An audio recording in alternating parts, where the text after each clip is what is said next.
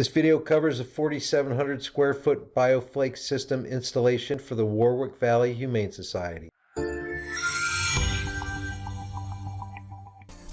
The team got to work applying diamond grinders to the concrete to remove any tile glaze, any surface contaminants, and to establish a mechanical profile.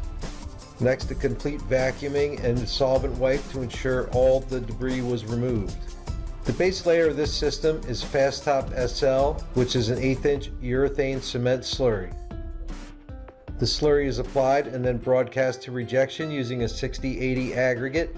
The next coat is GP3561, an epoxy slurry, broadcast to excess using the Decorative Flake. They also added an integral cove base to all the floor-to-wall joints. Another coat of the GP3561 is applied as a grout coat. The top coat, GP4410, is an aliphatic urethane.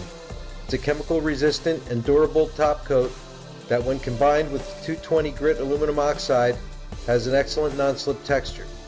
For more information about Decorative Flake flooring, get in touch with High Performance Systems at highperformancesystems.com or call 1-800-928-7220.